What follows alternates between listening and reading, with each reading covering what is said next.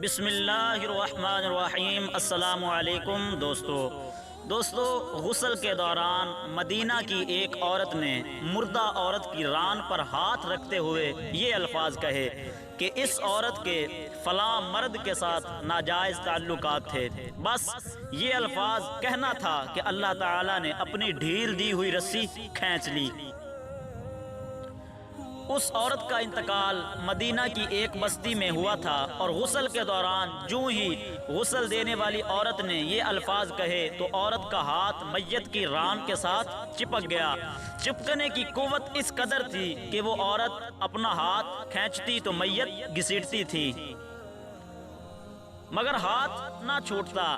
جنازے کا وقت قریب آ رہا تھا، اس عورت کا ہاتھ میت کے ساتھ چپک چکا تھا اور بے حد کوشش کے بعد جدا نہیں ہو رہا تھا۔ تمام عورتوں نے اس کے ہاتھ کو پکڑ کر کھینچا، مروڑا، غرض جو ممکن تھا کیا، لیکن سب بے سود رہا۔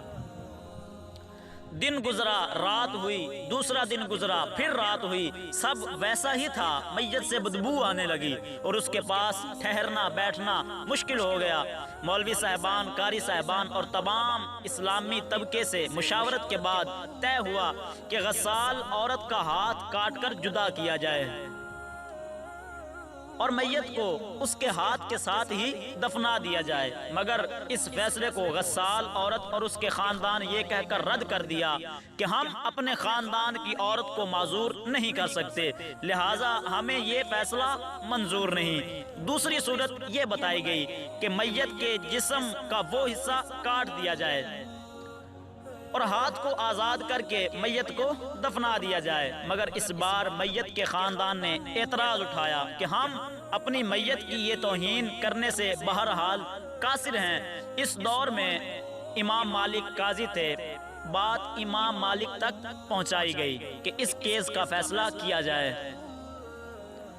امام مالک اس گھر پہنچے اور معاملے کو جانچ کر غسال عورت سے سوال کیا، اے عورت، کیا تم نے غسل کے دوران اس میت کے بارے میں کوئی بات کہی؟ غسال عورت نے وہ سارا قصہ امام مالک کو سنایا اور بتایا کہ اس نے غسل کے دوران باقی عورتوں سے کہا کہ اس عورت کے فلاں مرد کے ساتھ ناجائز تعلقات تھے۔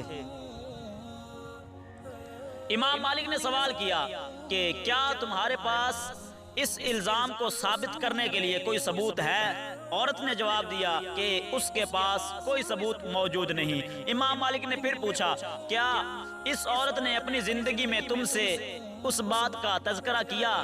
جواب آیا، نہیں۔ امام مالک نے فوری حکم صادر کیا کہ اس غسال عورت نے چونکہ میت پر تہمت لگائی ہے، لہٰذا اس کو حد مقررہ کے مطابق 80 کوڑے لگائے جائیں۔ حکم کی تعمیل کی گئی اور 70 نہیں، 75 نہیں، 79 نہیں، پورے 80 کوڑے مارنے کے بعد اس کا ہاتھ میت سے الگ ہوا۔ آج ہم تہمت لگاتے وقت ذرا بھی نہیں سوچتے۔